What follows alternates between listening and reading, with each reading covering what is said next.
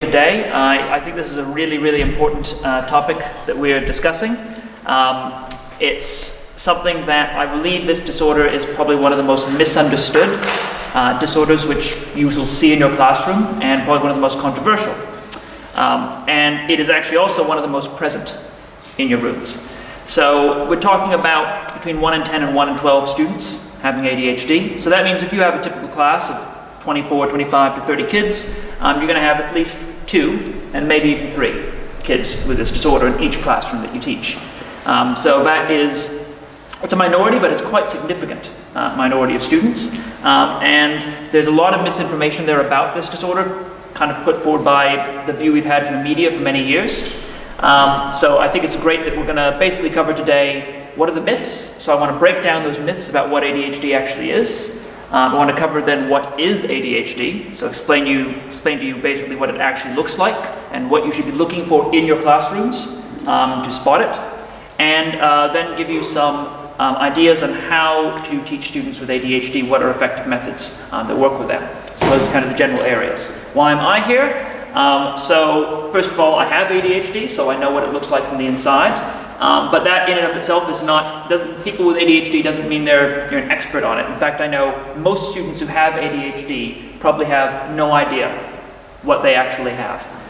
They don't know what their actual disorder is. They really won't know very much about it generally, and often they may have been told that it's just them being hyper and that they're going to grow out of it. That's probably not actually true. And they may have been told nothing. So that's what we need to try to also get through these kids and make them understand as well what works for them. Because I found the most important thing for me has been learning the truth, the real, basically doing research on it and finding out what works for people with ADHD and writing a new manual for my brain.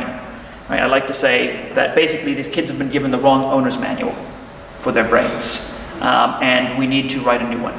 They need to write their own, really. Write their own owner's manual for their brain. Because what works for everybody else, every self-help system, every strategy that's put forward, really is for your neurotypical, your average student. It doesn't really work for them. So that's what we're going to be going through today. I began really heavily researching ADHD a few years ago, and all this information I'm getting here comes from the experts. So Drs. Russell Barkley, Thomas Brown, William Dodson, among others. These are some of the top people. I've read pretty much every book there is on this topic, and a lot of began with my inquiry. I did my first year's inquiry on this, and then I just built from there and there, on and on. So that's where this all comes from. It's all quite well-researched information. Now, let's start with what ADHD actually is. Okay, so ADHD stands for Attention Deficit Hyperactivity Disorder. It's the most common neurodevelopmental disorder, which means it's a disorder of brain development. Okay, that is a family of disorders which includes things like dyslexia, dyspraxia, most learning disorders, and of course autism spectrum disorder. Probably the best known one is autism spectrum, and aside from ADHD. But if we're talking about how common they are, autism spectrum is about 1 in 68 students. ADHD, as I said, is up to 1 in 10, so a much more common disorder. It causes a developmental delay in childhood, by which we mean the brain itself, developmental delay is not entirely affected. It means that one or several parts of the brain are behind the rest of the brain. So IQ, unaffected. Creativity, unaffected. A lot of things not touched by it. Certain areas of the brain are severely affected by ADHD, and we've proven this now through thousands of brain scans being studied, that there are physical differences in the ADHD brain, which I'll be talking about. In 60 to 80% of cases, it is a lifelong disorder. They did not used to think this. They used to tell kids they grew out of this. I was told when I was a kid that I would grow out of it. By the time I was 16 or 17 or 18, it would disappear. But now we know that's not true. Only a small group actually totally grow out of it. About 20% totally gone by the time they're adults, by the time they're age 30. Another 20% generally lose some of the symptoms, but have some remain, and 60% have it for life, full symptoms. And by the way, if you have any questions as we're going through this, I want this to be a bit of a discussion. So we don't hold your questions to the end. If you're wondering about something, or if you're not sure, feel free to, if you have a comment about it, definitely jump right in, any point. So when we talk about what we think of as ADHD, the stereotype, probably it's this, right? A hyperactive little boy.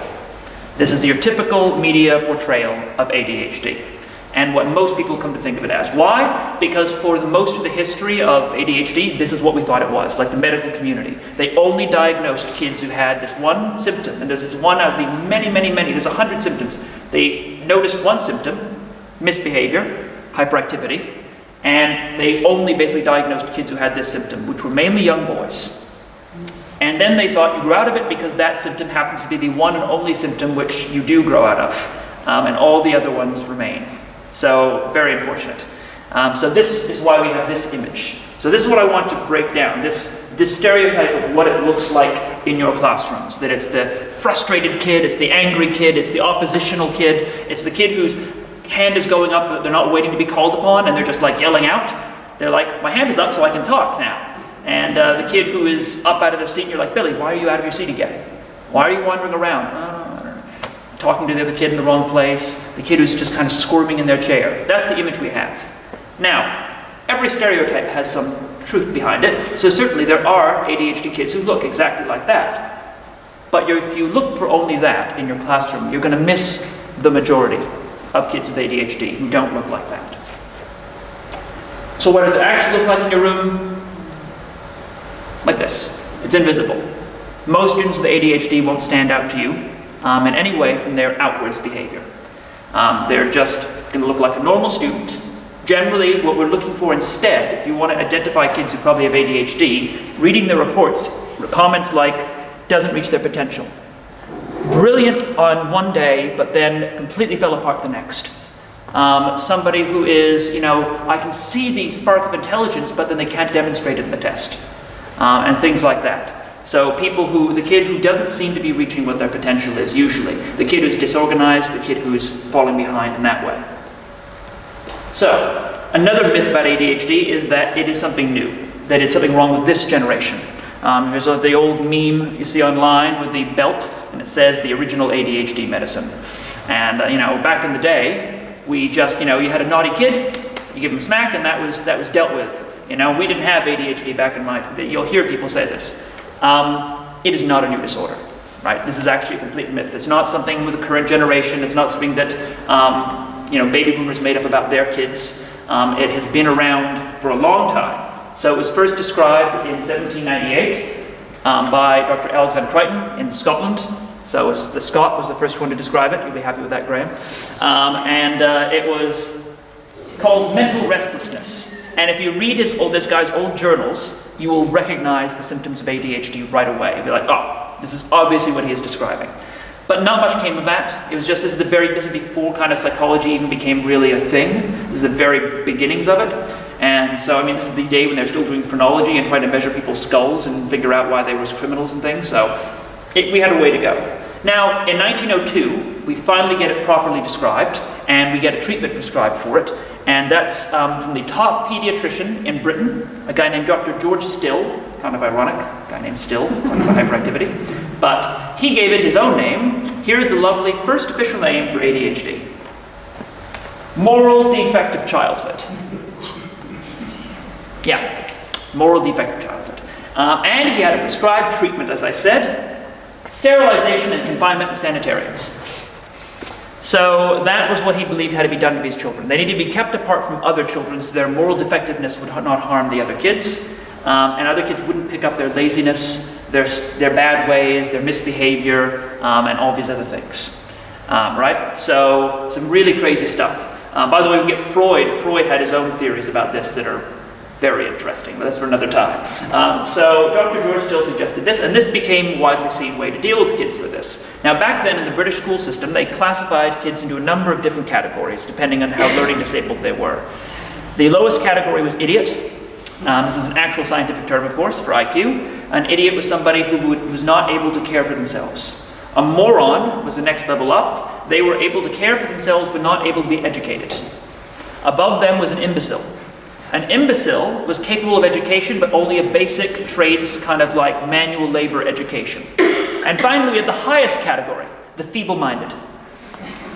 ADHD was classified as the feeble-minded. Now what the feeble-minded actually meant was you were of normal IQ, but for some reason you just couldn't get on in school. You couldn't be educated, you were basically dyslexic, ADHD, possibly some people in the autism spectrum. They were all classified as feeble-minded. And even though they were of normal IQ, they were to be classed with the imbeciles and put into trades only, not even really trades, that's the wrong way, basically manual labor education, to do basic, put the cog here over and over again kind of tasks. That was all they would be trained for. So even if they were normal intelligence. So that's what they thought of these kids. So things like dyslexia and dyspraxia have been classed as a moral defect as well back then? So yes, dyslexia and dyspraxia would have been, well, that wouldn't have been moral defect, but it would have been feeble-minded. So the moral defect was misbehavior, and the dyslexic kids weren't necessarily misbehaving. Yeah. Dyspraxia, yes, because kids with dyspraxia tend to be hyperactive as well. So yes, dyspraxia would have been classified as moral defective. By the way, I will give one thing to them. When he said morally defective, he did mean, for the first time ever, that it was something in their brains, innate, and not like they were just being a bad kid. Previously, it was just thought you were just a bad seed. He was the first one, still, to say there's something innate that they cannot control. They're morally defective, but it's something they're beyond their control. So that's why he wanted to sterilize them. He thought they couldn't be fixed, basically. They needed to be isolated and sterilized. So, yeah. Now, we came a long way into 20 years, because in the 30s, they came up with they came up with a new name for it, much better. They called it minimal brain damage. This came from an encephalitis epidemic which hit in 1918, and the results of it were children who had brain damage, and they noticed they behaved in the same hyperactive way as these morally defective children. And so they went, these kids must be brain damaged too, from some unknown injury in childbirth or infancy. So they must all be brain damaged. So the first time they really understood there's something with the brain. So in a way, it was progression. They also treated it for the first time with stimulant medication, amphetamine, in 1937. So the whole idea that we're drugging our kids is a modern thing and it's bad and it's terrible, and we're giving them speed. We've been doing it since 1937, and we've been doing it because they discovered it was incredibly effective in 1937. Ritalin goes back to 1955. Okay, so they're not brand new, this generation things. They've been around for quite a long time and have been the most heavily researched drugs, basically, that we exist in the mental health area. Right, they predate Prozac by 20 years. So we have the fact that it later enters into the Diagnostic and Statistical Manual. It enters in revision number 2, 1968. The DSM is like the Bible of psychological disorders. And we're in the 5th iteration now, written in 2013. Each time they kind of revise it. So it was originally called hyperkinetic reaction of childhood. So that was the new name to replace minimal brain damage, because that sounded bad. So hyperkinetic kids meant moving all the time. So as you can tell, they still thought it was kids and they were hyper. And that was basically the symptoms, almost all boys. In 1980, we changed the name to ADD. That was when they realized it wasn't just hyperactivity, and they realized there was attentional problems. And in 1987, they changed it to ADHD, and it's been that ever since. You'll still hear people refer to it as ADD for whatever reason. Even doctors will use this who don't keep up with the literature. The media uses it. ADD, people think often it's a separate disorder. It's not. It doesn't exist. It's the old name for ADHD. People will often use it to refer to kids who don't show the outward hyperactivity, but it's a misnomer. Most of the kids who don't show that outward hyperactivity do have it. It's just internal. Okay, especially girls. There's a major issue with girls not getting diagnosed because they don't show outward hyperactivity, because their hyperactivity turns inward and shows up as anxiety and depression and just racing thoughts and negative thoughts and eating disorders and things. Very often these girls will get treated for anxiety and depression without ever treating the underlying disorder, which is causing it in the first place. And they'll be told they have bipolar or something like that. So there's a 3-to-1 right now, 3-to-1 boys to girls getting diagnosed, which is definitely a gender issue. So, as I said, it's the most common brain disorder in childhood. It's the most common neurodevelopmental disorder in adulthood. The CDC says the rate in America is about 12%. If you look at world studies, it is between 7 and 10% of kids and 3 to 7% of adults around the world in every culture and every place. There are some lovely countries that love to claim they don't have ADHD. France famously claimed they didn't have it. Now, in just the last few years, their rates are skyrocketing because they begin to realize they do have it, they just haven't been diagnosing it or refusing to acknowledge it. It is there. Japan, same system. Massive skyrocketing rates right now because they're finally recognizing it exists. Because the symptoms of ADHD basically run counter to certain cultures more than others, and they don't want to admit it. So it is in every culture, not just an American thing. We're way behind in diagnoses though, so we can pretty much assure that in New Zealand it is significantly underdiagnosed. There is some concern in America about it being overdiagnosed. We are nowhere near that level. Our problem is the opposite, if anything. America may have a problem with some overdiagnosis and some underdiagnosis. Girls getting missed and boys who are just overactive getting accidentally called ADHD. So there's probably as much underdiagnosis as there is overdiagnosis. So why do we have all this confusion? Well, first of all, we have a big problem with the name. Now, this is crazy because they spent about 80 years coming up with this name. And then they settled on a terrible name. All this time. And they named it after 2 symptoms, which people don't even have. There is no attention deficit.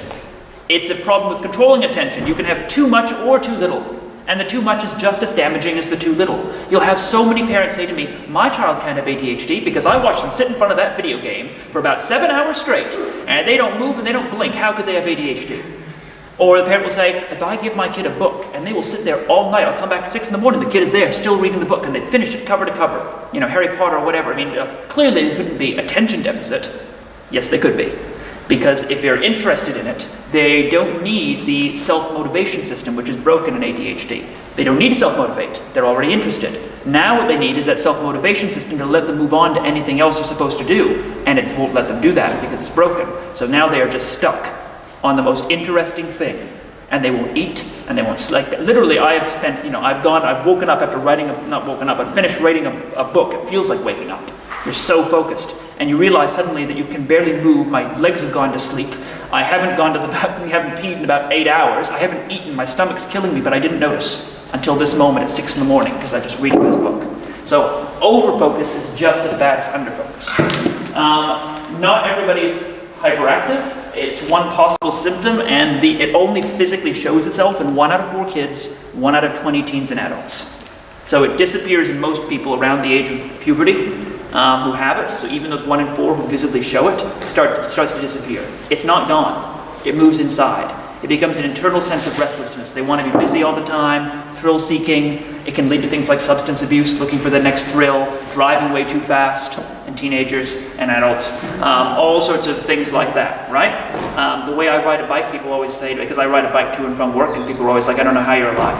I don't know how you're still here, because I absolutely power down the hills at 60 kilometers an hour on my bike, passing cars on the left. So, and that's how I get my thrills, and that's how I wake up. So, yeah, that's one of those things. So, you may not appear hyperactive just because they're sitting quietly. It doesn't mean that inside they aren't wound up tight. All right. This is the breakdown of the 3 types of ADHD that exist.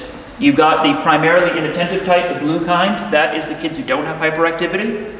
They tend to often be hypoactive. They're the total opposite. So they're around 1/3. And they tend to be very quiet, daydreamy, very slow, tend to have a slow processing speed compared to other kids of the other types. They're the total opposite. What they share is all the attention problem symptoms, but they're missing the impulsive symptoms. So there's about 1/3 like that. And the rest, the red type is the hyperactive only, but basically that doesn't really put that out of your mind. That's diagnosed in like 3, 4, 5, 6-year-olds. And once they get to school and have to start paying attention, they all move into the purple combined category, which is you've got all the symptoms. Okay, the vast majority are that. They're 2/3. I have the combined type. Most do. So, we've been through what it isn't. So what actually is ADHD? It is an executive function disorder. Now, can I just by show of hands, how many people here know what executive functions are, or could list some executive functions? Who has heard of executive functions? You don't count, Kendra, because assuming it was something to do with the brain, because the brain's an executive. Absolutely does, yes. It's sort of control. It's sort of, some people love to describe it as the conductor in your brain, your symphony of your brain, the conductor. Basically, the way I like to describe it, I prefer over the conductor analogy, is as teachers, this will resonate with us and for any parents. It is all the things that separates a teenager from an adult. So if you think about teenagers, so often they seem so mature and adult, right? They're able to have a normal, you can have a conversation. It's a lot like with a little kid. You can talk about quite complex issues, and they seem like, wow, they're completely grown up. And then they do something incredibly stupid, right? They're disorganized, they're late all the time, they seem lazy, they can't motivate themselves to get out of bed, they oversleep, they do all these things, and they go and do something really stupid and crazy, and just put themselves at huge risk and take some impulsive thing, right? All those things we often put down to hormones, by which we mean sex hormones, right, after puberty. Actually, no, that's a misnomer. It's not the sex hormones that make teenagers act the way they do almost at all. It is a lack of executive functions. The executive functions are the last thing our brain develops. They don't solidify until we're between the ages of 25 and 30 in men, 20 to 25 in women. And they're what let us, they're basically all the things I just talked about are what the executive functions are. So here's the list of them generally. Planning ahead and managing time. Organization. Self-management. Delayed gratification. Waiting, putting aside the little win now for a bigger thing later. Inhibiting negative and risky behavior. Controlling emotions. Think about moody teenagers, right? So it sounds like a typical teenager, right? This all these things, not being able to do these things to us. So the answer to that is yes and no. So one of the things that I think is great to get across here is everything I'm going to talk about as solutions for kids with ADHD will work for all teenagers, because there are solutions for people with poor executive functions, and all teenagers have poor executive functions. Kids with ADHD just have worse executive functions than your average teenager, right? We all exist in a spectrum, by the way. So ADHD is just the worst 7 to 10% of the spectrum of behaviors. A percentage, we've set that very specifically, that percentage, because that's the group which is clearly impaired by having such poor executive functions. So, the executive functions, as I said, are the last thing we develop, right?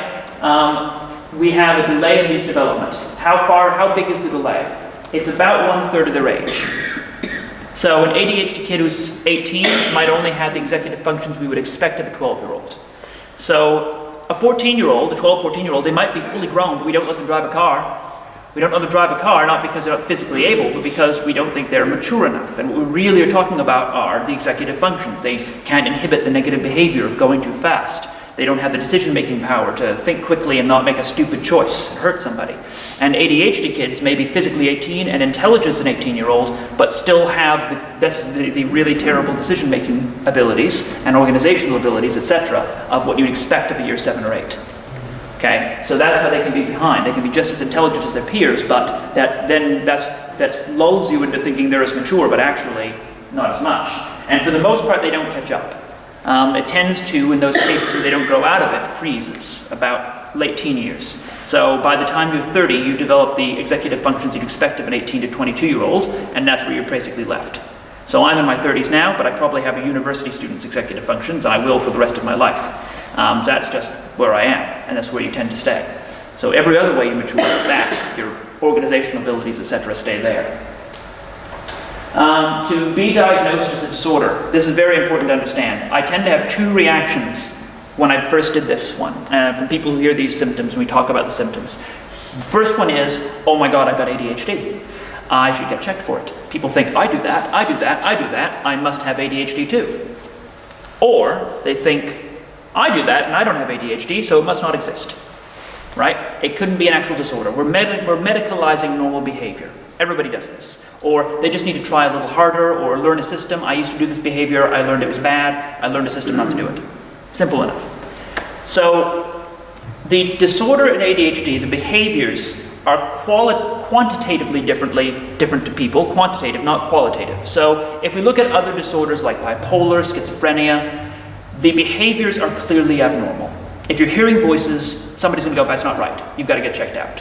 If you have bipolar and you're having a manic episode and you're not sleeping for 3 days and you're talking so fast that your words make no sense, people are going to go, this is an abnormal behavior. In ADHD, most, not all, but most of the symptoms are normal behaviors that everybody will recognize, but they are done to a quantity which is unusual and way out of sorts. So to be diagnosed, you have to have these behaviors to a level that is unusual for your age group, so it's compared to your cohorts. And second thing, it has to be impairing you. And third thing, it that has to be impairing you in multiple areas of your life.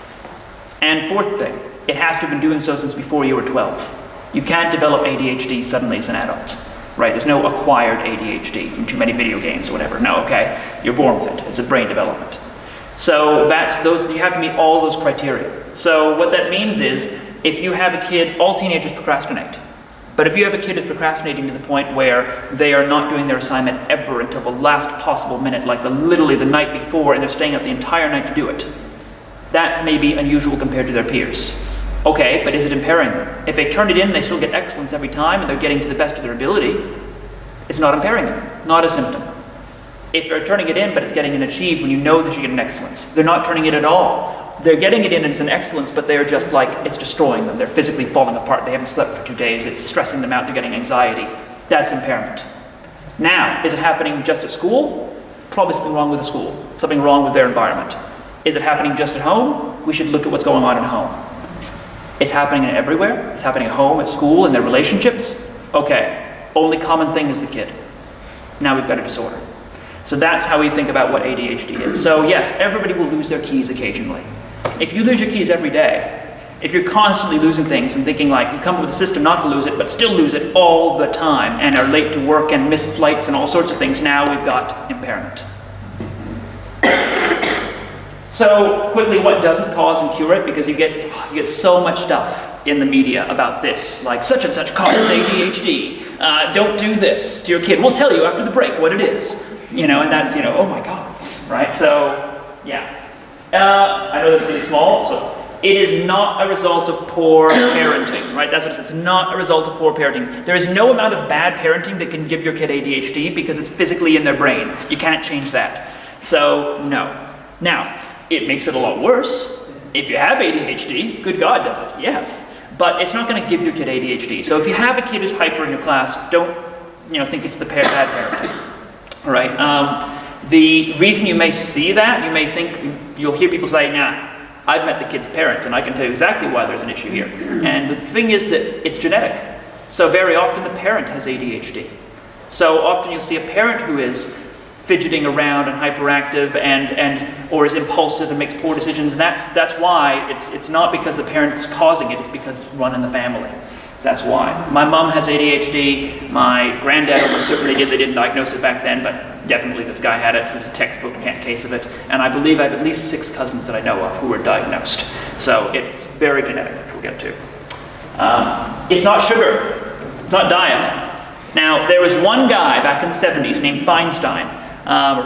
He wrote a book saying that it was food dyes and sugar and preservatives, a few other things. It has been massively researched because, my God, if we could cure it that easily, that would be a huge thing, right? No, there was basically zero evidence behind this.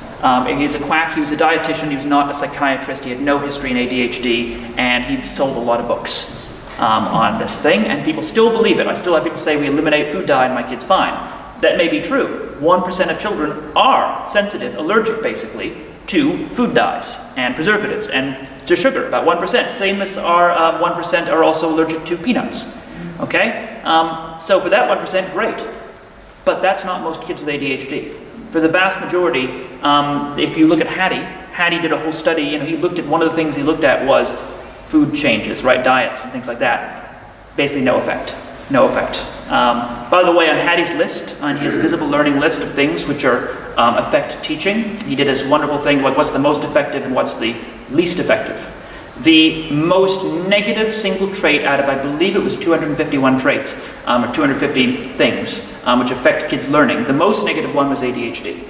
It was more negative than depression, than abuse in the home, than misbehavior generally, than disinterest, than corporal punishment. It was the most. It accounted to 1.5 years of lost learning per kid. So it was really, really bad. So it's not sugar. Don't cut out their sugar. I'm not saying give your kids sugar, because no, sugar's terrible for you. Sugar's very bad. I'm just saying this one thing.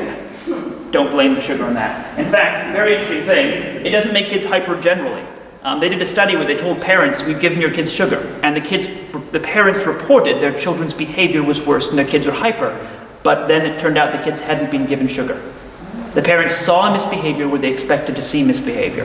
And the reason they've posited for this is that kids tend to get a lot of sugar at birthday parties, at outings, at things that make them hyperactive for other reasons, being around their friends, and people associate it with the sugar. Sugar is very bad. It actually makes the kids more sleepy than energetic, gives you a little burst of energy, but it doesn't cause massive hyperactive behavior. That's a very common misbelief. But yeah, it does cause obesity, so I don't give them for sugar. So diet changes don't work. TV, video games, it's none of those things. Just forget about that. That's the most recent thing they love to blame for ADHD now. And it's not a lack of willpower. It's not a character flaw, right? I often hear people say that they don't want their child to get diagnosed with ADHD because they'll be labeled. Right? They'll be labeled as ADHD. And I have to say to those parents is, the thing is, your child will already have a label. The label they'll carry is lazy, dumb, weird. Something like that, right? And the difference between that label and ADHD is that all of those labels are blaming the child or the parents for what's wrong with them. It's a character flaw, or it's a bad parenting. Where at least this label acknowledges that it's something innate that they are not at fault for, and which can be treated and fixed. And at least there is a fix for this, right? There is some fix, we can help you with this. Whereas the other ones, it's just stop being weird, stop being lazy, have some willpower, right? So that's an important thing to remember. Right, so as I said, it is genetics. That's the number one cause. It is as heritable as height. It's the most heritable of they've studied all the various disorders, bipolar, schizophrenia, depression, anxiety. This is the most heritable. It is, if one parent has it, you've got a 54% chance that each kid will have it. So better than half, just one parent having it. If both parents have it, it's like 85% chance. It's very high. So it's multi-genetic, it's not one gene, there's no ADHD gene. They've so far identified at least 40 different genes, which they believe play a role in it. They have to kind of interact with each other to cause it. That's why you can have one sibling who shows some of the traits, but not full diagnosis, and another sibling who has it fully. Generally, if your sibling has it, you have a much higher chance of showing it, and even if you don't, you probably have some of the symptoms. Okay, this shows you the whole pie. You've got the heritable section, so genetics is most of it, but low birth weight, okay, is a sizable section. Fetal alcohol syndrome, okay, fetal alcohol spectrum disorder, lead poisoning, smoking while pregnant, birth injury, and then others. Chen says to be head injury and early childhood and infancy or birth injury. So damage to the brain, well, it's the very beginning of formation can cause it. If you don't have it genetically, then you can cause it through damage to the brain. But it has to be very early. You're not going to acquire this later on. The difference in the brain. So what actually is happening? I forgot this last night, actually. What is wrong? It's a problem with two neurotransmitters that we believe in the brain. They are dopamine and norepinephrine. So essentially, we don't know which it is. It's either they have too little dopamine, or they have a normal amount of dopamine, but we go through it too quick. Brain eats it too fast. Either way, there's not enough dopamine going through. Dopamine does a lot of things in your brain system. It runs the self-motivation system. It actually gives you impulse control, a whole bunch of things. And the area it's not going to is the frontal lobe. So as a result, you've got an underactive, sleepy brain, especially the frontal lobe. Way too little activity there. But other sections are also affected. And so you have a brain that is essentially drowsy. And that's kind of weird because you're thinking this kid's hyperactive. Why are they hyperactive if the brain is sleepy? Well, two reasons. One, they're physically trying to wake their brain up through movement constantly. The brain is telling them, wake me up, move around, get blood flowing. And the other reason is, the section that is sleepy is the brakes.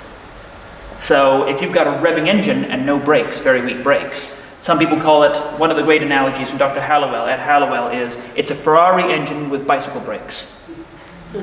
Right? So that's a big problem. So that's why people are like, why are you giving stimulants to a kid who's hyperactive? It's because the stimulant is waking up the brain, which means the hyperactivity can go down because the brain is awake. When I took stimulants, when I've taken them, the feeling is like anti-caffeine. It's like the opposite. It's a feeling of calm and focus. It's totally the opposite of what you would think it would be. Because when I have coffee, I get the same effect in my mind, but my body gets hyped up. So caffeine is not a solution. When I was a kid, my parents were against medication, so I basically self-medicated by drinking 5 cups of coffee a day from the time I was about 13. And I mean not just little cups of coffee. I mean I was having big cups of coffee. And being a kid and being ADHD, I also put about 5 to 6 teaspoons of sugar in each coffee. So yeah, that was not great. But it got me through high school and it got me good grades, but man, my body was a wreck from being so caffeinated. So the stimulants tend to have the same effect without the massive side effects of huge doses of caffeine. Right, they work for about 80% of kids, by the way. About 20% stimulants, either the side effects are too bad or they just don't work for them. But for 80%, there's one they'll find. What often happens is that the parents will try it once though, and they'll get a bad result and they'll go never again. But there's multiple different types, there's different doses, and unfortunately most people don't have the patience. So the vast majority of kids who have this, even the ones who are diagnosed, very few of them will actually be being medicated or treated. And unfortunately the ones who are medicated rarely get anything else but medication. And basically medication by itself, it doesn't cure it, it barely fixes it. It only slightly fixes it for the few hours the medicine is working in their system, for about 10 to 12 hours maximum. And then the symptoms crash back doubly hard when you come off the medication, so nightmare evening for the parents. And have side effects like suppressing the appetite and things. So there's all sorts of things to consider. And very often they just get the pill and that's it, because the pill is $5 prescription, but the other treatments aren't free, aren't cheap, and they're very expensive, and that's the problem. So kids aren't getting like the therapy treatments, but they need to go along with it. That basically with medication alone, they found that the results after a few years, it improves for a bit and it drops off for that extra therapy to supplement it. So, yeah. Okay, the core symptoms, and actually I have some papers here which I will give out to you. Just make sure I got the right ones. So this one is these should be, make sure it's all the right ones. I don't know if I'm quite enough to share. Take those. Yep. Yeah, that's normal. Okay, so those ones. So these are the core symptoms of ADHD. I'm handing out now. I'm going to run through them.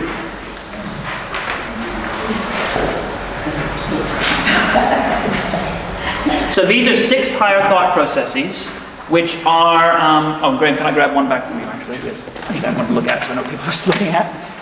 Right. The 6 core areas that people have trouble with. The first one is activation. Okay, activation, as you can see in your list, is things like trouble organizing their materials in the first place. It's getting stuff together to do something, right? The process of starting a task. To start a task, you need to organize the materials. You need to have a sense of time and how long it's going to take you to do this task. You need to prioritize which way you do that, what steps you take. So you need to think, I will do this, then I will do this, then I will do that. It will take me this long to do that. If you think about doing a task, actually takes quite a few mental processes to do, right? To get started on. And as a result, these kids, because if you tell them to do something, and for example, I had to sell a car. I don't really know how to sell a car. I've never done it before. Is it a hard thing to do? Not really. It's should be a straightforward thing. But because I've never done it, and because I couldn't think about how long it would do and the steps to do it, I would just put it off and put it off and put it off until, guess what, the car got written up for being basically unregoed and a couple other things, and then basically the price I sold it for, I barely recouped my money. And so I'm like, oh, and you think, I'll never do that again. Nope, I did it a second time. Did it twice. Didn't learn from my mistake.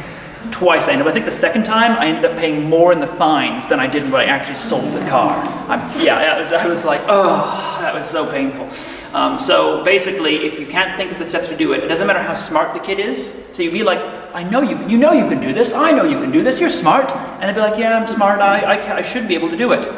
But they won't, because basically they need you to sit with them and say, here's the steps. Let's work it out together. What are the steps? Let's get you started. Once they're started, they will generally follow to completion. But getting them started is a really hard thing. Another one is focus. So this is the really obvious one because this is attention.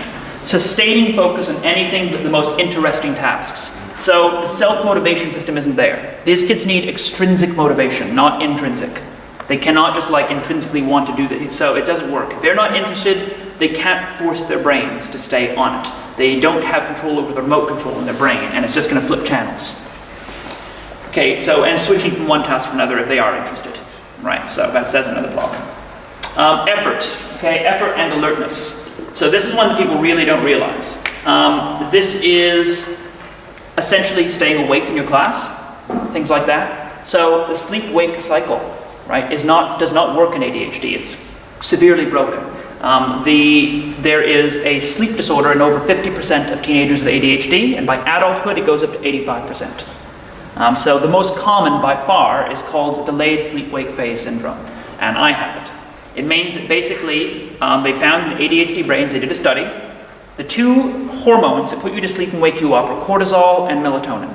Melatonin and ADHD, melatonin in your body is supposed to go peak in the evening, drop in the morning, beautiful little circadian rhythm. In ADHD, it goes like that, all day long. It's like crazy. So you may have this kid falling asleep in your class, and you're thinking, stayed up till 2 in the morning playing video games, didn't you? Maybe not. Quite possible they got 8 hours beautiful sleep, and still, at 2 in the afternoon, they're like, because they just had a melatonin spike. It's just all over the place. And then it tends to, this is the worst part, the melatonin does drop at one point in the day. It drops in the evening, right when you're supposed to go to sleep. They call it eveningness. It happens, by the way, in teenagers generally, but in ADHD it's worse, and in ADHD it doesn't go away with adulthood. Adults grow out of it.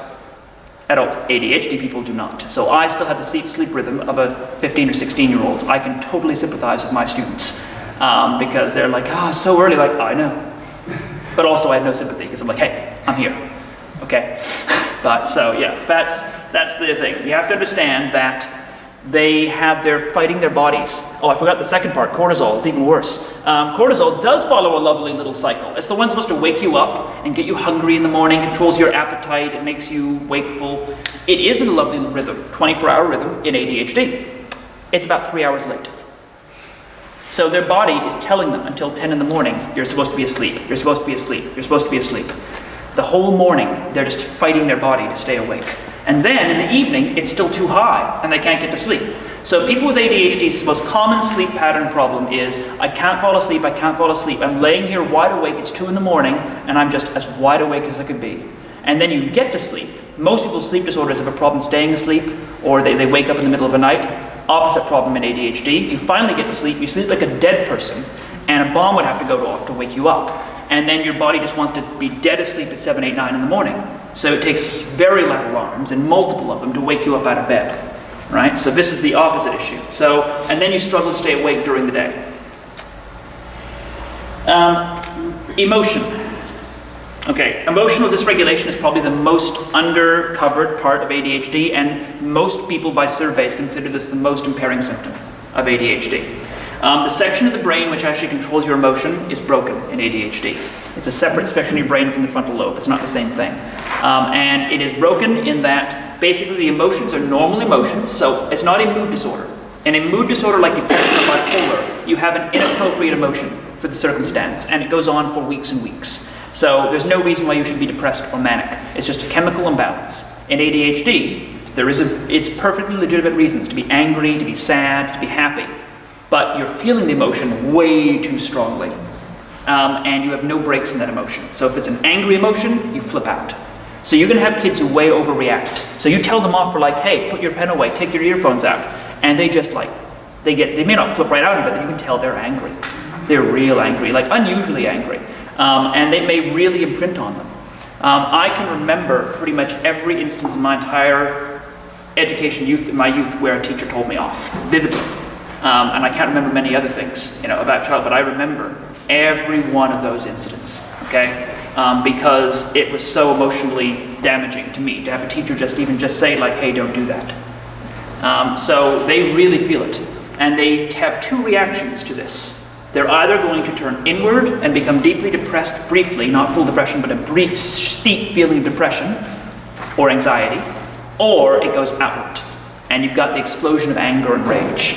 These are your kids who seem to just explode and get their backs up and really get angry, and just like then it's all off. So they get overly emotional, and this is what leads to people with ADHD developing other disorders like anxiety and depression, mood disorders, things like OCD. All sorts of other things are common in ADHD because of this. Working memory. So working memory is a specific type of learning of memory where it's not short-term. People often use short-term memory. It's a specific type of short-term memory. So it's the kind of memory where you can hold something in your mind that you just learnt and manipulate it to make decisions. So mental arithmetic, things to do prioritization and organization, The way they test it is called reverse digit span. So they give you a bunch of numbers and you have to repeat them in reverse order after a minute of basically holding it in your head. And most people can do 7 digits. Most people with ADHD can't manage more than 3. So it's like remembering phone numbers for me is a disaster, right? That's a form of working memory. You can have a bad working memory without ADHD. It's just one of the things that goes with ADHD is a bad working memory. And this makes it very hard to make decisions if you can't hold it in your mind. Very difficult for decision making. So this is an important thing to understand that is going wrong with ADHD. So things like forgetting names for common items. My mom used to always love the joke that she wasn't worried about senioritis, senior moments, because she's had them her whole life, right? So she's like, we'll be sitting there and she'll be like, oh, I'm going to put it in the thing with legs, and you put stuff on and it's a table, right? So that's the kind of thing that you're doing. Poor working memory. You can have an amazing semantic memory, which is for dates and facts and figures. I do 2 pub quizzes a week. I love pub quizzes. I love that. I can remember, I've memorized every single capital city in the world, every country, all sorts of things. And I'm known as like a walking Google at school because I've just memorized stuff automatically. If I'm interested in it, it sticks in my head and I know it forever. I'll never forget the number. But I'll forget the person's name who just said it to me. I forget where I put everything. I lose my keys constantly. And I'll forget that I have appointments and things I'm supposed to be at until it's like, oh my God, I was supposed to be at this place. I feel like I'm really forgetting something. This is something that actually happened last year. Ironically, just a week after I did this lecture at my own school.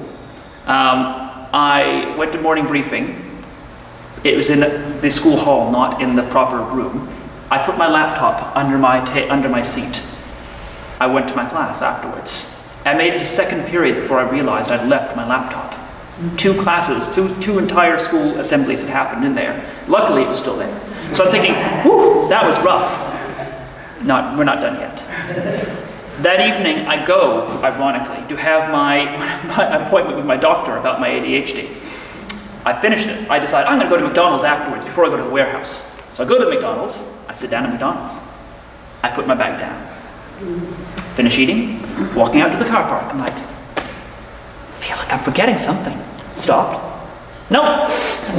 Got in my car, drove across town to the warehouse. Went to the warehouse, was about to walk in, went, ooh, I should get the shopping list because I was good. And I wrote a list because I always forget everything. So I'll get the list, it's in my bag with my laptop and jump back in the car, race back across town. There's a family eating at the table. I'm like, sorry, can I just, and there it is. Pulled it out from underneath and the family was like, oh my God, there's my laptop. So then I raced back, went to the warehouse, got my shopping list out with the top item being get a bag because I'm going on a trip. Went in and realized it's going to rain. That's right, I better get an umbrella. Went around, asked for where one is, got the umbrella, felt very proud. Went out of the warehouse, went home, 2 hours later, time to pack. You know what? I'm not going to procrastinate for once. I'm going to pack my bag now. The bag! Yeah, so that's what ADHD feels like on a given day. So I can remember every fact and figure, but I forget my laptop twice in public places. Okay, so yes. The number of things I've lost on trips is ridiculous. And action. Okay, chronic problems regulating actions. This is where we end up. People talk about addictive personalities. You've heard this term, an addictive personality? It's just another way of saying ADHD. It is ADHD. If it's thrilling, if it's exciting, we have a dopamine deficiency. So we're constantly seeking a dopamine hit. Anything to give you that dopamine hit. Any thrill, adrenaline rush. And so you end up with people who do all sorts of, everything to excess. I have no medium. I'm either nothing or everything, right? I don't drink alcohol at all because I can't bring myself to drink anything slowly. If I have water, I gulp the entire thing in one go. I just can't stand the idea of sipping anything, so I know it's not a good idea. So I avoid anything that is basically like that because I know I will do it to excess. Same thing with like sugar and stuff like that. So yes, you have constantly people seeking interesting new things, but it can be very risk-taking behaviors that you end up with. Also, speaking too quickly or loudly, that's something I would know nothing about.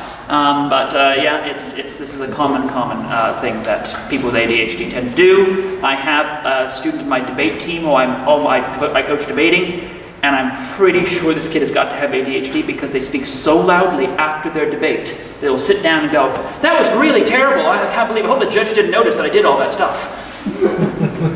Stop. So it's just full volume, no control over it. So you'll see that often. Kids who talk too loudly or too quickly. You won't be able to see this up close. I'm going to give this to Graham so you can pass it around so you'll be able to look at this generally. You can also just simply Google ADHD iceberg. Right? This is from the Attitude website, which is a great website. I've got it linked later on. And it just shows you that little top part you can see are what shows up in ADHD. And the 7/8 of it is invisible. It's all the other stuff that nobody would know is going on.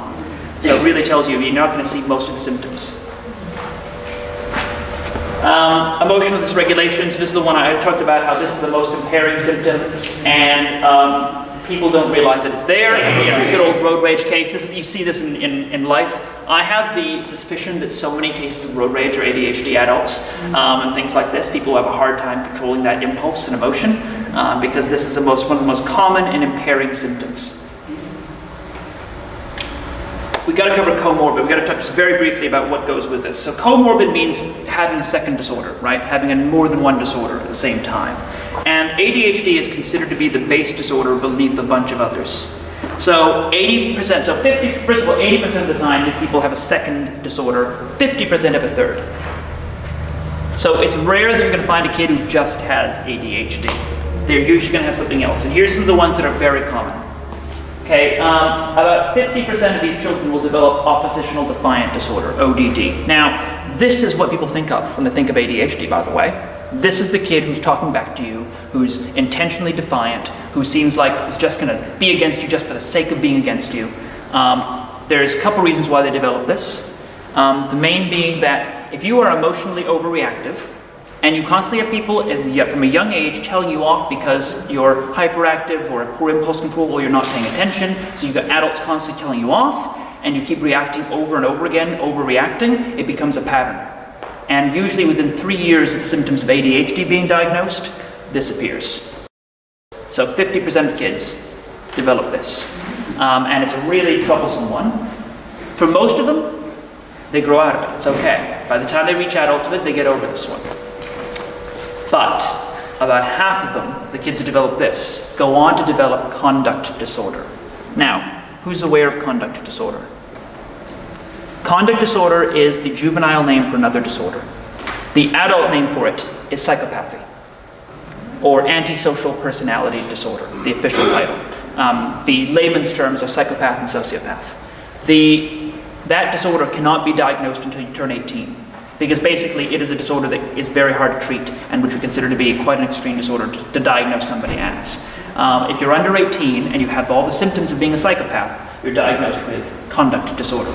The symptoms of this are setting fires, harming small animals, attacking other children, bullying kids, intentional theft, criminal activity, vandalism, and destruction. Right? So 27% of kids with ADHD will develop conduct disorder by the time they reach their teen years. If they develop this, it's a very, very difficult situation because it is very hard to treat, just like the adult version. About half of them grow out of it, down to half again, and the other half, about 1 in 8 kids, they go on to have full-blown psychopathy as adults. A lot of these kids fill up our prisons. This is where we end up with such a large prison population from. So you have ADHD is one of these disorders. If you have a problem with kids who are failing out of school because they can't pay attention well enough, being told they're losers and are lazy and useless all the time by adults, getting overly emotional reactive to that, and that's where you end up with this disorder, right? So it's conduct disorder, it's not genetic then, it's reactive? It's conduct disorder with partially genetic. So what we found is that often when we see conduct disorder, the parents had ADHD with conduct disorder. Some people, like Dr. Russell Barkley, who's one of the foremost authorities, believes that there should only be 2 subtypes of ADHD. He thinks we should get rid of the primarily inattentive one. We should get rid of the others. We should just say there's ADHD and there's ADHD with conduct disorder. Because he says that the outcomes are so vastly different for the two. Like a lot of the stats for ADHD get pulled way down by the stats for the ones who have conduct disorder as well, because their stats are so abysmal that this quarter with it makes the whole rest of the cohort. He thinks if we separated them out, then you could say, all right, this has horrific stats for the people with conduct disorder. Because that's why he believes that should be the second and the only other subtype for ADHD. But there's still debate and discussion around that. Around 45% also have a specific learning disability, such as dyslexia or other speech and numeracy deficits. ADHD by itself is not a learning disability. You can have kids with ADHD who do fine in school, they get all excellences, they'll be perfect students, they go to top universities. Not many, but you will have them, and it is possible. So ADHD does not necessarily inhibit learning. The kid may be like super micromanaged by mom and dad. They may be putting all of their effort into getting those they may be destroying their body. They may not getting any sleep. They get anxiety as a result, but they got all excellences, right? So that's, I was able to do it when I was in high school for a year at a time. My grades, I used to get regularly, they'd have this 10 most improved students, and I think I got it 3 different times, because my grades went like that, like all over the place. So I'm a history teacher, right? My year 10 history class, first year we had history, I got a C average in history. How did I get a C? Well, I got perfect grades in every test we took, and didn't turn in any of the assignments. So that's why I ended up with the middle C. And my grades would go all over. I get an A+ the next year because the teacher didn't give big assignments or whatever reason, and the next year I'd be back to a B- or a C+. So I was all over the place. So that's very typical. You see kids with really crazy grades. The hallmark grade is inconsistent because ADHD is consistently inconsistent. That's what you're looking for. Right.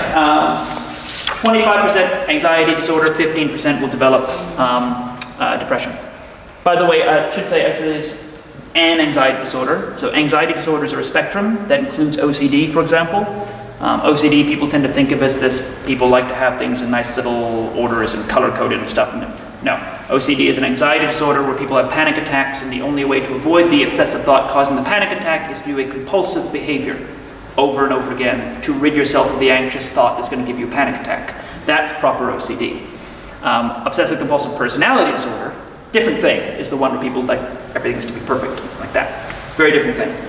But just to put it out there, that's OCD, and you're 4 times more likely to have OCD if you have ADHD. So Austin, my boy used to touch the ground 3 times. Yeah. Before he could go anywhere. Yep. Touch the door 3 times. So that's a prime example of that anxiety coming out. Yeah, so I did that as a kid. If they had diagnosed OCD in kids back then, when I was a kid in the 90s, then probably I would have been diagnosed with it as a kid. But they didn't, and I grew out of it. So that's very, very common. I had like so many, I think it was a 20-minute ritual for going to sleep that my parents had to follow with certain phrases being said, because I had night terrors. And the only way I could not have the night terrors is if I had very specific rituals. These ADHD kids have loads of little eccentricities and idiosyncrasies, so that are so common amongst them. Like when I first got diagnosed as an adult, my doctor went, when you were a kid, did you have trouble with textures of food? Were you a picky eater? And I went, oh my God, I was the pickiest eater ever. And he was able to predict it. He was like, yep, classic ADHD. And he went, did you have problems with types of clothing, like not wearing wool or needing the tag cut out of the back of your shirt? And I went, yes, every single tag had to be cut out of the back of my shirt. I could not wear wool. I wouldn't wear jeans until I was about 10 years old. I had trouble with all sorts of textures. I couldn't wear sunglasses. I still can't put sunglasses on. Thank God I have good vision, because I can't stand, I go insane. I can feel it the entire time. I can't stop thinking about it. So I can never wear a watch.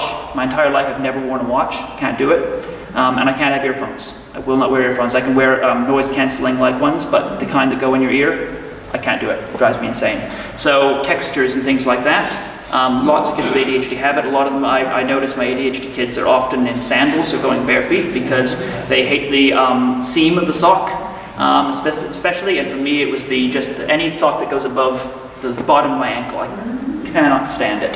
So I was always running around bare feet as a kid. Lots of kids like that, but it's still, especially with ADHD kids, you can see it. And autism spectrum, they also tend to have problems with sensory issues. It seems to be a common thing between the 2 disorders. It's not like they're the same thing, but they tend to share a common problem with sensations. For me, it was never taste, texture. But again, it's when does that become an issue? So yes, when is it impaired? Right, exactly. It's not like, so that's not listed in the symptoms list. Yeah. It's one of those traits. There's many, what I'm pointing is there's lots of traits that go with it that are not necessarily. That texture of food stops you actually eating. Well, yes, I drove my parents crazy. They call it a symptom for sure. They said, we're going to take you to the hospital and force feed you. We're going to stick a tube in you. Yeah. So the actual outcomes. 8 times as likely to have a car accident or speeding ticket. By the way, that's compared to teenagers. Huh? Think about that. compared to your normal 16 or 17-year-olds. Yikes. Right? And anybody who's been in a car with me will be able to testify. So that's a serious issue. Twice as likely not to complete high school, 3 times as likely not to finish university. Right? And that, by the way, is in the States, the high school stat. And in the States, they don't have like us where you can leave with level 1, level 2. It's finish high school or nothing. You go to a last day or you leave with 0. And you can't get a job. So the fact that they're twice as likely not to finish high school is really serious in America. With us, I'm sure the stat would be even higher because you can leave with a level 1 or level 2. So they have a significantly higher rate of drug and alcohol abuse, of course, problem gambling, imprisonment, far more likely to be obese, 80% more likely to have obesity compared to the general population. And in the general population, it's nearly 1/3. So it's very high in ADHD. Now, this may play to the opposite of what you picture a hyperactive person being. But if you have poor impulse control, eating, and you also seek sugar because sugar gives you a dopamine hit, you have a perfect setup for it. The only reason I'm skinny basically is because I bike 100 to 120 kilometers a week. I bike to work, and I bike just now before this. I just biked to Okaihau and back just before doing this. So I bike everywhere all the time, and then I walk as well, like long, so I'll bike 30K and then walk 10K. And that's because I eat a lot of sugar and a lot of bad food. I do eat really a lot of good food. I try to get excellent nutrition, but I eat way more than I should. And the only way I can stay thin is by doing a huge amount of activity. So that's very, very common in obesity. Overall life expectancy is 8 years shorter. 8 years shorter, mostly because of death by accident. Stupid risk-taking behaviors, right? Usually death by accidents. So what actually works? So what I love to say here is we talk about how the normal brain has this manual, right? We all believe in, we all know about it. And essentially, if you boil it right down, there's 3 things we use to motivate a normal student. They are importance, reward, and consequence. If you can convince, and I admit this is difficult to do, but if you can convince the teenager that it is important to do this thing, or they want the reward, credits or whatever, or there's a consequence they want to avoid, like having their parents get angry at them or detention or something, then usually they will do what you want them to do. If you can convince them of these things. The struggle is getting them to agree that it's important, right? With an ADHD kid, you can convince them it's important. They truly believe it. They are like, yes, I want to complete this assignment. I want to do it for you, I want it for myself. I want the reward, and I want to avoid the consequence. And they don't do it. And you're like, what? And it's so frustrating. And then you think, okay, maybe they don't know how to do it, but they can demonstrate they know how to do this task, and they still won't do it. So what's going on? Okay, well, those things are dependent on your frontal lobe of your brain with dopamine and norepinephrine working. If they're not working, these things don't work. So what do you need? Here's the 4 motivators that do work for ADHD.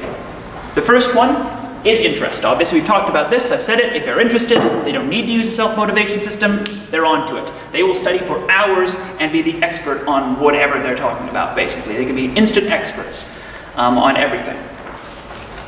Novelty. If it's new, if it's interesting, then for a little while they'll be great at it. So many people I meet who have ADHD get a new job, and they're like employee of the month for the first 3 months. And then they get fired like 3 months later. So the novelty is has them on focused, and if they're focused, remember, they are hyper-focused. So they're not just good, they're really good. And then they lose that focus because it's no longer novel, and if it isn't interesting naturally, then they go off. This is why I tell people, the most important thing you can say to your kids who have ADHD is, you've got to do a job that you actually enjoy. Now, we say this to everybody, do what you love, but most people don't. Most people aren't able to do that. And you know what? You get on with it, you slog through the day because you need the reward of the money. You don't want to have the consequence of losing your house, not paying your rent. And it's important to other people that they rely upon you, so you get on with it. Well, remember, those 3 things are not going to work for them. They're going to not want to lose their house, they're going to want the reward, they're going to know it's important, and they're still going to fail. So they need to motivate themselves to other things. The most important thing is they have a job they actually find interesting, so when the novelty is gone, they can still do it. Challenge. This is the one you can manufacture best in your classroom, right? There's so many ways you can do this, and you do, I'm sure everybody does it with their classes. Gamifying classes, gamifying their lives, right? Any kind of competition, not necessarily with the class itself, but even with themselves. Trying to get them to beat their previous best performance. Giving them any kind of point system. The rewards need to be instant and immediate. They cannot be a distant reward. Okay, there's no delayed gratification. You may have heard of the marshmallow test with little kids, and they put the marshmallow in front of them, and if they eat the marshmallow, then they get nothing, but if they wait, they get 3 marshmallows later. These are the kids who don't wait. These are the kids who immediately go, what marshmallow? So no, there's no delayed gratification in this. All right, so you've got to be immediate. This is how I managed to get my nutrition up. I got the health app on my phone. It gives you a score out of 100, and for a year and a half, nearly 2 years now, I've consistently been using this and trying to get above 90 every single day. I used to eat 0 vegetables. I mean 0 vegetables for probably 10 years. I barely ate a vegetable, maybe a handful, a few, but not many. Now I eat, more than my 5+ a day every day, right? Consistently for 2 years. So that's because I want to get that score. I'm so competitive. I want to win it, right? So and it really works. You think it will wear off, but it doesn't. You want to get that score. You're constantly competitive. Urgency. This is not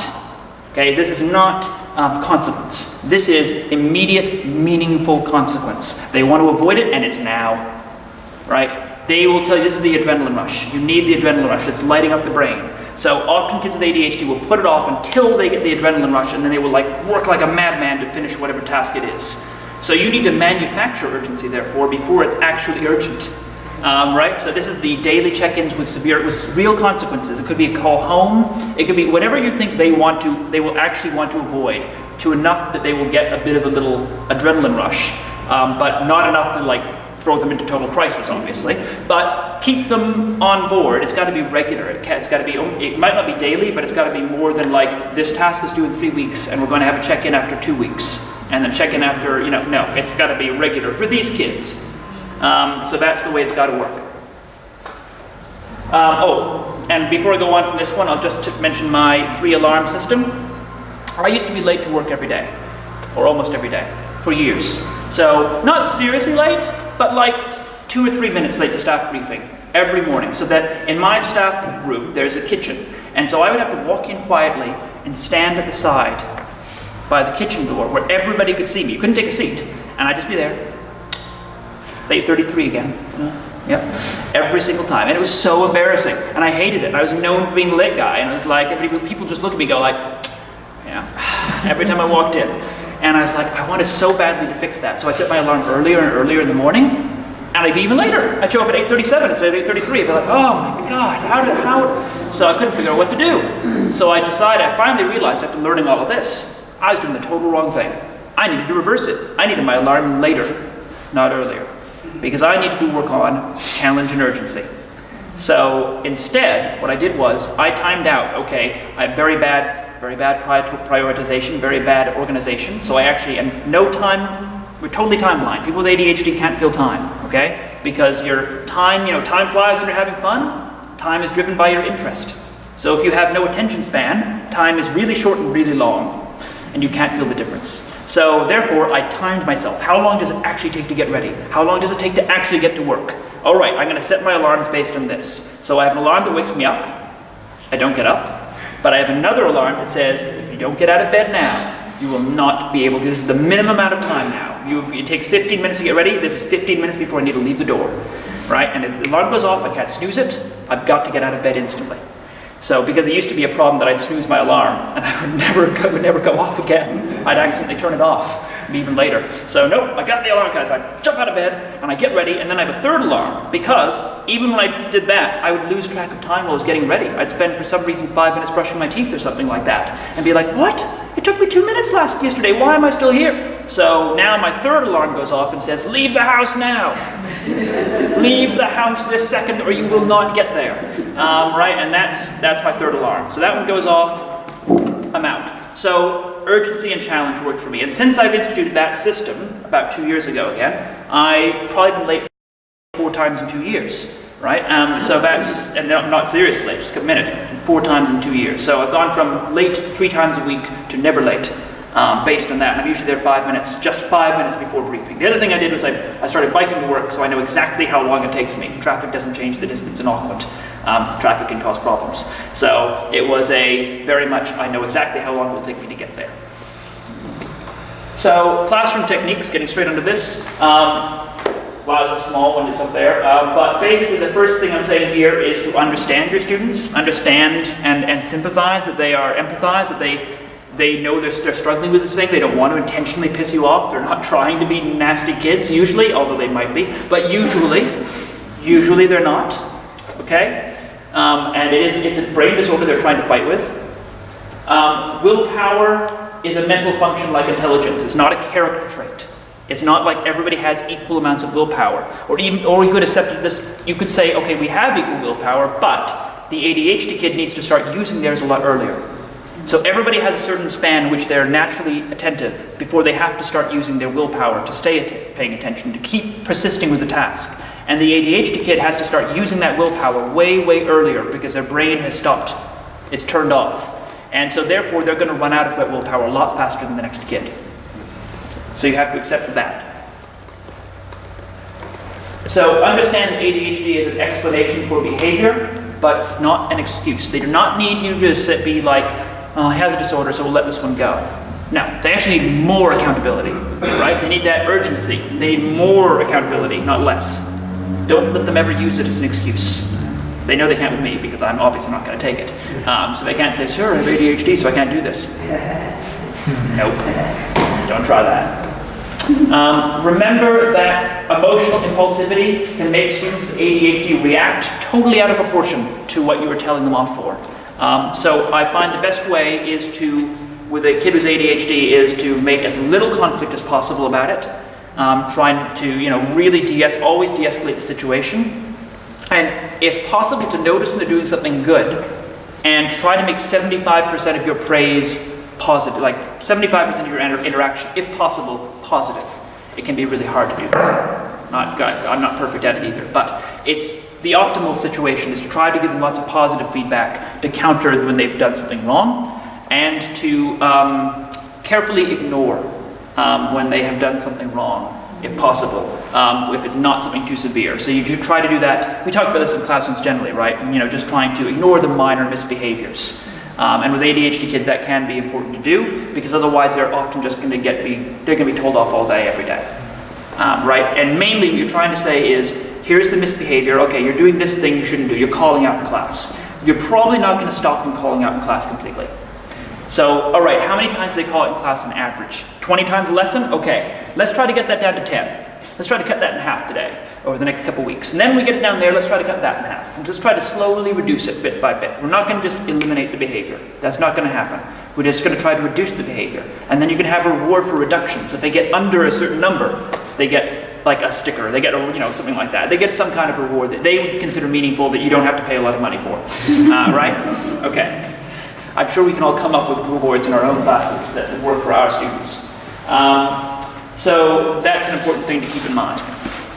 And guides, as I said, guide them towards subjects and towards careers they will actually enjoy. Very important for them. I had a student say to me, this kid who's not diagnosed, but very intelligent student. He was year 13, he knew he had ADHD, he just didn't want to be diagnosed, didn't want to do anything about it, but he knew that he had it. And we would talk and I'd say to him, what do you think you're going to do next year? And he went, I'm going to go to university for accounting. And I went, okay, this is not you, even in the slightest. And we both know it's not you. How? I said, how do you see that playing out? It's going to be epic horrible. It's going to be an epic nightmare. That's what he said. I went, yeah, that's what I think. So why would you do that? Where do you see that leading? To a horrible job which I'll hate forever. Well, okay. I'm glad we're on the same page there. So what do you think you would do that you actually enjoy instead? We had to have a whole conversation. We realized the thing he enjoyed most was doing basically drama. And I was like, okay, drama doesn't necessarily pay very much, but let's think about what comes from that. And what we landed on, at least I landed on, tried to drive him towards was sales. Right, a sales career, because and by the way, sales is a career that many people in ADHD are very good at. It's high stakes, it's challenging, there's constant urgency, constant novelty and drive, and you're moving around and talking all day, right? And if you're a sales rep going out places like that. So sales is a very competitive job that a lot of people in ADHD go into. So I was kind of talking to him about that. We'll see if that's what works out for him or not, but he's now in his first year of uni, so it's on him now.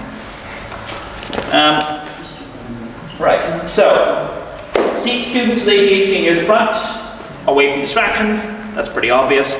Allow them to fidget. Okay, fidgeting is good. They once strapped these motion sensor dealies to these kids' knees, right, and to their ankles and to their wrists. And they gave them various tasks which would test their executive functions. And they measured, and the more they bounced their knee, the more they moved, the higher their score was. So the fidgeting is a compensation mechanism. It's waking up the sleepy brain.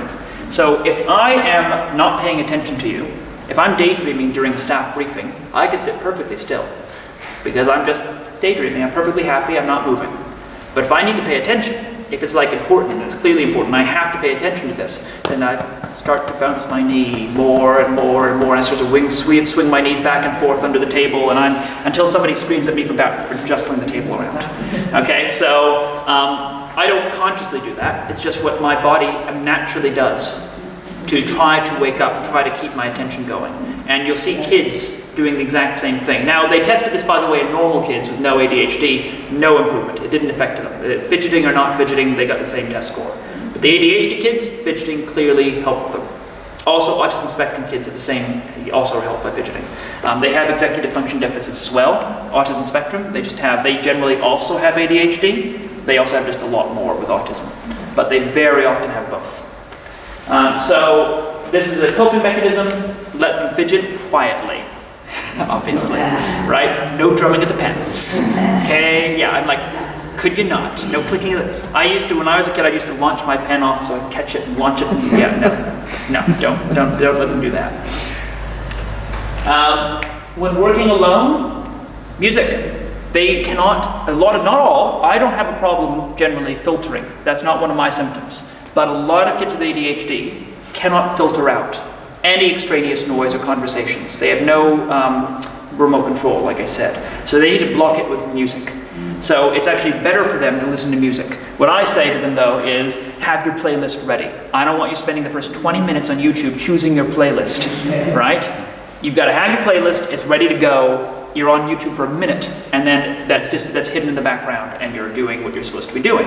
But that's obviously not when I'm lecturing you or talking or doing a discussion, obviously. Then the headphones have to come out. But if they're working individually, music can really help these kids. Time management. Sorry, yes? So with music, do they tend to go to music with lyrics or music that's more with melody? Every individual will be different. So lyrics the words wouldn't distract from their other thinking? No, the words don't seem to distract. No, it doesn't seem to. It's like, for some it would be, for some it will not. They'll know, they'll be able to tell if it's distracting or not. Believe me, if it is distracting to them, it would be annoying them so much they would not be choosing to listen to it. It would drive them crazy. Because kids with ADHD tend to get songs stuck in their head. A lot of people with ADHD talk about having a continuous playlist running in their head at all times and just cannot get rid of it. Yeah. So I don't experience that, but I've read from many people with ADHD having that. It's not something I have. There's that great phrase about autistic people. If you've met one autistic person, then you've met one autistic person, right? They're all different. Same thing's true with ADHD. Everyone has a different, because there's 100 different symptoms, and therefore you could have such a different combination of them. So, regular time updates, encourage the use of alarms if time management is an issue. Time blindness, like I said, they can't feel time. So keeping a digital clock timer on your board, things like that when you have any task for them to do, because they just can't feel that. If you say 10 minutes to do this, it means nothing to them. First of all, they're not going to be able to get activated on it probably. They're going to spend 7 minutes of that 10 trying to get activated. They're finally going to settle down into it, get super focused on it, and 10 minutes are up. And they're not even here, they didn't hear you. And they're still going, because now they're hyper-focused. And then you call on them and they're like, what? And everybody laughs. So that's the typical experience for kids with ADHD, right? It took them forever to settle down, and then as soon as they have settled down, they can't get out of that into what we're actually doing, and they're just lost, right? So alarms and things like that. They need rewards, not bribes, for completing their work. Right, they can't self-motivate, so give them those. It can be a star chart, it can be really simple, it can be a phone app. I'm going to give you some phone apps that you can give for them at the end. Multiple short-term deadlines, right? Don't give them a long-term one, they need multiple short-term deadlines. The average teenager can plan ahead. By the time they're about 16, 17, can think about 3 to 4 weeks ahead. The average adult can plan about 2 months ahead. The average 12-year-old or so can plan about a week ahead. An ADHD 18-year-old cannot plan more than a week ahead, even though they're 18. If they're 14 or 15, a day or two ahead. That's it. So their window is way smaller than should be for their time span. You have to think of them like an older primary schooler if they're year 9 or 10. And you wouldn't give a 3-week assignment to a year 5, so you're not going to give that to a year 10 who is ADHD. They need 3 days, right? If they're 18, they're in your year 13 class, then think of them more like a year 9 in terms of their planning abilities. They may have the conceptual and visual and verbal ability that you expect of an 18-year-old or even a fully grown adult, but in this area, they're like a 12-year-old. Okay, working memory deficits. So write down every instruction. Auditory processing, if you say it, it's in one ear, out the other. It's the kids who are constantly saying, what was that again? What was that again? What was that again? Right? If it's not written down, it does not exist. Okay? And if it's not in the planner, it doesn't exist. And I also love to say in ADHD, there is now and never. There's no later. So when I get an assignment, the other way you say this, it's now or the deadline. So when I get asked to do something, so the other day, I got asked to write for PPTA News an article about this stuff, about ADHD stuff, and they said the deadline is the 10th of April. And I went, I'm either going to write it right now, or I'm going to write it at 2 a.m. on the 10th of April. And so I wrote it, I did it instantly there, I sent it right back, and I'm like, wow, that was quick. You were so organized. And it's like, ha-ha, if only you knew. So it's either instantly, or it's out of my mind until the deadline hits. And if I forgot to write down the deadline, it's 3 in the morning, I've got to do this. And I procrastinated everything to the last minute. Reports the same, and that just hit me that I've got reports due tomorrow, and it literally just hit me this moment. So it's going to be a fun night tonight after I drive home to Auckland. Anyway, so there we have it. It's not written down, it doesn't exist. So working memory deficits, the last one is encourage use of diary or equivalent phone app, and setting up routines in the classroom for them to complete work at home is really, really vital. So they need, if you can't plan yourself, routine is your best friend, right? Routine is good, and you therefore need to have the parents on board because the routine has to go on both sides. So you've got to keep in contact with home. Right now, if the kid isn't diagnosed and if the parents are resistant to it, that kind of thing, and you don't want to bring it up or anything like that, then that's fine. You just say, I think your child has some executive functioning problems. There's no label called executive functioning problems, so nobody's going to be like, ADHD.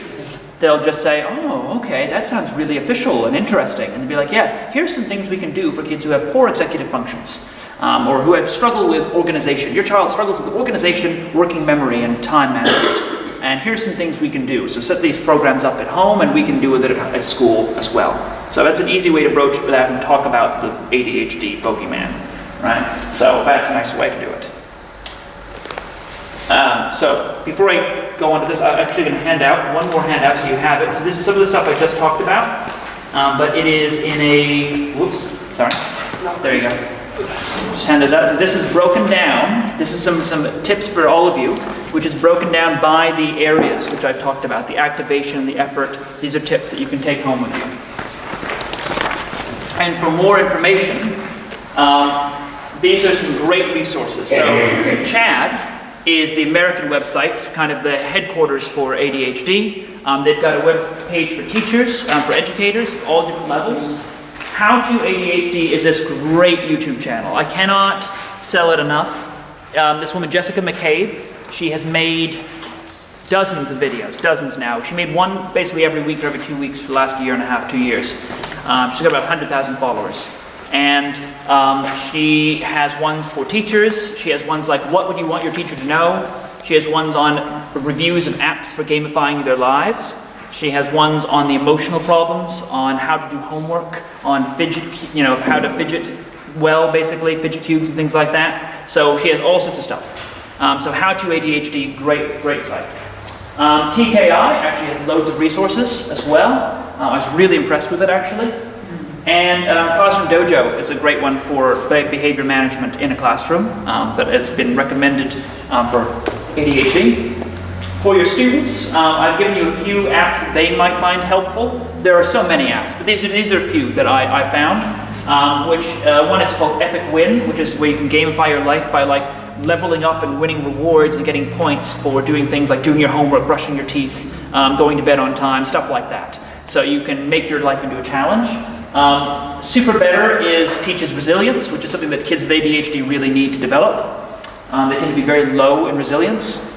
And Getting Up on Time. Alarmy makes you can set it so that you can't just hit the button. You've got to like solve a puzzle basically before the alarm turns off. So you can't just be like, you have to wake up. You have to get up. And some of them make you like get out of your bed and move the phone around. There's like all sorts of different things to make sure you'll actually get out of bed. So Alarmy is a good one for them. And you can set up lots of alarms. I use alarms for everything, not just waking up in the morning. I have alarms for all sorts of stuff. So after this, I'm going to set an alarm on my phone for doing the reports, because I can guarantee you I will forget after I've left here that I haven't done them until probably around midnight or 1 a.m. And then I will remember it, and then it will be a very unfortunate night. So I'm going to set that alarm on my phone right after this. So the last thing I'll leave you with here is that diagnosis is not destiny. So all three of these people, Justin Timberlake, Michael Phelps, and Richard Branson, all wildly successful people in their respective fields, right? In music, in sport, and in business, all have ADHD, and all have been greatly successful anyway. So just because your kids have been given the wrong brain owner manual for their brain, doesn't mean that they can't succeed with the right owner's manual, which they're going to write for themselves with our help and with the support of their family and teachers.